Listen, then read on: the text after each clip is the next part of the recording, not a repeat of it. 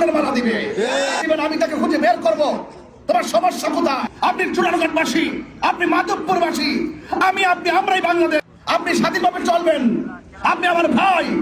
যদি আল্লাহ যদি আমাকে দয়া করেন, আপনাদের ম্যান্ডেট নিয়ে যদি আপনাদের প্রতিনিধি হতে পারি, দেখবেন সম্প্রীতি কাকে বলে, দেখবেন ভালোবাসা কাকে বলে। আমি সারা বাংলাদেশ মেসেজ দিব রাজনীতি কিভাবে করতে হয়।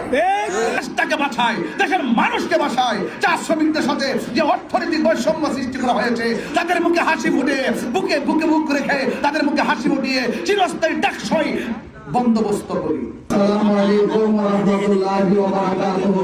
ওয়া আলাইকুম আসসালাম। নাহমাদুহু ওয়া নুসাল্লি আলা রাসূলিল কারীম, আম্মা বা'দ। 4 নং পাইকপাড়া ইউপি সতং বাজার। এখানে অনেকবার এসেছি নির্বাচন সভায়। সালাম এবং অন্যান্য ধর্মে যারা আছেন তাদেরকে আদাব জ্ঞাপন করছি। এখানে অনেক সনাতন ধর্মীরা দাঁড়িয়ে আছে, আমরা দাঁড়িয়ে আছি। এটার নামই হলো বাংলাদেশ। কোনো ধরনের বৈষম্য, কোনো ধরনের প্রতিহিংসা থাকবে না। আসন্ন জাতীয় সংসদ নির্বাচনে হবিগঞ্জ 4 চুনারঘাট মাধবপুর আসন থেকে মোমবাতি প্রতীকে নির্বাচনের প্রচারের অংশ হিসেবে আজ আমি সতং বাজার এই পথসভায় বক্তাগণ গুরুত্বপূর্ণ বক্তব্য রেখেছেন। আমি শুধু একটি কথা বলতে চাই, রাজনীতি হবে মানুষের জন্য। এই জন্য আপনাদেরকে বলবো, মানবতার রাজনীতি করতে হবে, প্রতিহিংসার রাজনীতি বন্ধ করতে হবে। আজকে আপনি যাকে হামলার হুমকি দিচ্ছেন, মামলার হুমকি দিবেন, সে হয়তো আপনার বাতিজা কিংবা প্রতিবেশী। আর প্রতিবেশীর সাথে যারা প্রতিহিংসার বশবর্তী হয়ে প্রতিশোধের স্পৃহায় মেতে ওঠে, তার মানে বোঝা গেল তার ভিতরে মনুষ্যত্ব হারিয়ে গেছে। রাজনীতিতে যার যাকে পছন্দ তাকে সাপোর্ট দিবে, যার যাকে পছন্দ তাকে ভোট দিবে। কেউ কাউকে বাধা দেওয়া এটা নির্বাচন শিষ্টাচার বহির্ভূত। আজ ত্রয়োদশ জাতীয় সংসদ নির্বাচন বাস্তবায়নের ক্ষেত্রে জনগণের মাঝে যে আকাঙ্ক্ষা সৃষ্টি হয়েছে, এই আকাঙ্ক্ষার রোড ম্যাপ যদি আপনার দ্বারা বিনষ্ট হয়, তাহলে আপনি সারা জীবন আপনার বিবেকের কাছে অপরাধী হয়ে থাকবেন। আমি মনে করি রাজনীতি আসছে, নির্বাচন আসছে, নির্বাচন চলে যাবে। আমি কি 13 তারিখ আপনার কাছে ভোট চাইতে আসবো? আরেকজন আসবে? কে পাস হবে, ফেল হবে, আল্লাহ পাক নির্ধারণ করে রেখেছেন। এই জন্য আপনাকে বলবো, রাজনীতি আসছে, রাজনীতি, নির্বাচন আসছে, নির্বাচন চলে যাবে। আমরা আবার একই টেবিলে বসে চা পান করবো, একই মসজিদে কাঁধে কাঁধ নিয়ে নামাজ পড়বো। কেউ মারা গেলে একসাথে যাই আমার জানাজার নামাজ পড়বো। আমি দেখেছি বর্তমান বাংলাদেশে রাজনীতিকে কেন্দ্র করে যেই রকম রক্ত খেলা শুরু হয়েছে, রাজনীতি নিয়ে যেভাবে গুমের খেলা শুরু হয়েছে, এভাবে রাষ্ট্র চলতে পারে না। রাষ্ট্র একটি সুস্থ ধারায় ফিরে আসতে হবে। আমি মনে করি যারা আমাকে ভোট দেবে তারাও আমার, যারা আমাকে ভোট দেবে না তারাও আমার। যারা ভোট দেবেন, যদি আল্লাহ পাক আমাকে দয়া করেন, আমার সমর্থনকারী যে সুযোগ পাবে, যারা আমাকে ভোট দিবে না তারাও সেই সুযোগ পাবে। এটাই হলো রাজনীতির উত্তম মানসিকতা। আমরা বারবার ভেবেছি, আপনি ব্যবসা করছেন, দোকান চালাচ্ছেন, দেখবেন রাজনীতির ছত্র ছায়ায় আপনার ব্যবসা আস্তে আস্তে ধ্বংসের দিকে চলে যায়। যারা রাজনীতিতে ক্ষমতায় থাকে, প্রশাসন তাদের কথায় উঠে আর বসে। প্রশাসন কি করবে? কিছু করারও নাই। এভাবেই প্রশাসন ঘরে উঠেছে, এভাবেই রাজনীতির নেতারা ঘরে উঠেছে। প্রশাসন কিছুই করার নাই, তাদেরকে চাপ দেওয়া হয়। আমি মনে করি যারা ক্ষমতা আসবে তাদেরকে ওই মানসিকতা তৈরি করতে হবে যে সমাজের প্রত্যেকটা মানুষ আমার আপনজন। আমরা কাউকে প্রতিশোধ, কাউকে প্রতিহিংসা কিংবা কারোর জানমাল হুমকির মুখে ফেলবো না। এটাই হবে রাজনীতি। আপনারা কি এমন একটি সামাজিক ব্যবস্থা চান না? আপনারা কি চান না? আপনারা কি শান্তির বাংলাদেশ চান না? সম্প্রীতির চূড়ান্ত চান না? আপনারা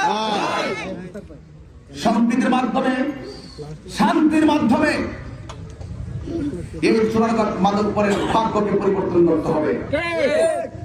টেন্ডারবাজি, চাঁদাবাজি, দুর্নীতি এগুলো বন্ধ করে দেন বাবা। প্রত্যেকটা জিনিসের হিসাব হবে। হাসরের মাঠে আল্লাহ পাক যে কয়েকটা শ্রেণীর মানুষকে জবাবদিহিতার আওতায় আনবে, যে তোমাকে সম্পদ দিয়েছিলাম কোন রাস্তায় বের করেছে হিসাব দাও। আজকে আমরা জনগণের মান আত্মসাৎ করার জন্য ব্যস্ত। আর না হয় রাষ্ট্রের পক্ষ থেকে যে বাজেট দেওয়া হয়, এই বাজেট গুলো যদি সুষম বন্টন নীতির আলোকে মানুষের মধ্যে যদি বিতরণ করা হতো, এই চূড়ান্ত মাদক করে একটা রাস্তা, কাঁচা রাস্তা থাকতো না। জনগণের টাকা জনগণকে ফিরিয়ে দিতে হবে। রাজনৈতিক ভাবে অস্থিরতাকে স্থিতিশীল করতে হবে। দোকানদারের কাছ থেকে অনেক চাঁদাবাজরা চাঁদারের এগুলো বন্ধ করতে হবে। মনে রাখবেন, হারামে কখনো আরাম নাই।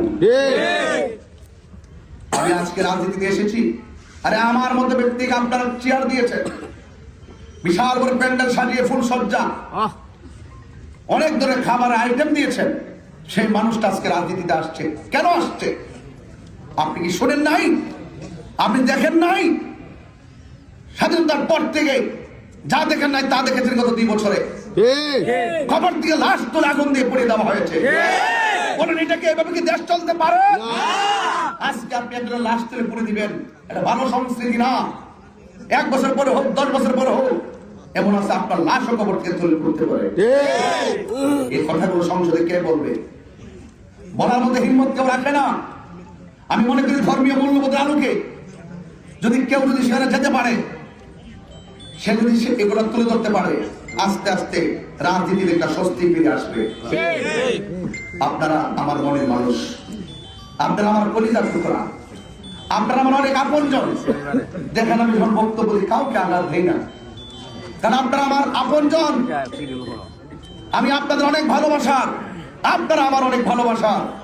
এই ভালোবাসার বন্ধন যেন অটুট থাকে এবং চুরাঘাট মাধবপুর মোমবাতির প্রতীকের যে সম্ভাবনা জেগে উঠেছে, এই সম্ভাবনাকে আপনারা আরো চালিয়ে তুলুন। এটা আমাদের দেশের লাভ হবে, ধর্মের লাভ হবে। আপনার 1 টাকা আমি নিয়ে খাবো, রাষ্ট্রের 1 টাকা আমি খাবো, 1 টাকা আমি অন্যায়ভাবে নিয়ে যাব। নীল আকাশের নিচে দাঁড়িয়ে কথা বলছি, আপনার 1 টাকা দেশের টাকা আমি মেরে খাবো। আল্লাহে, এটা কি আমার পক্ষে সম্ভব? আপনারা যারা প্রশ্ন করেন আমি কি করেছি, আপনারা যারা বলেন যে আমি কি করব, হ্যাঁ আমি কি করব, ইনশাল্লাহ যদি আল্লাহ যদি আমাকে দয়া করেন, আপনাদের ম্যান্ডেট নিয়ে যদি আপনাদের প্রতিনিধি হতে পারি, দেখবেন সম্প্রীতি কাকে বলে, দেখবেন ভালোবাসা কাকে বলে। আমি সারা বাংলাদেশ মেসেজ দিব রাজনীতি কিভাবে করতে হয়। যারা আমার বিরুদ্ধে থাকবে, যারা আমাকে ভোট দিবে না, তারা আমাকে ফুলের মালা দিবে। এটার নাম রাজনীতি। যারা আমাকে ভোট দিবেন আমি তাকে খুঁজে বের করব। তোমার সমস্যা কোথায়? আপনার সমস্যা কোথায়? আপনি স্বাধীনভাবে চলবেন, আপনি আমার ভাই, আপনি আমার বন্ধু, আপনি চুরানগরবাসী, আপনি মাধবপুরবাসী, আমি আপনি আমরাই বাংলাদেশ।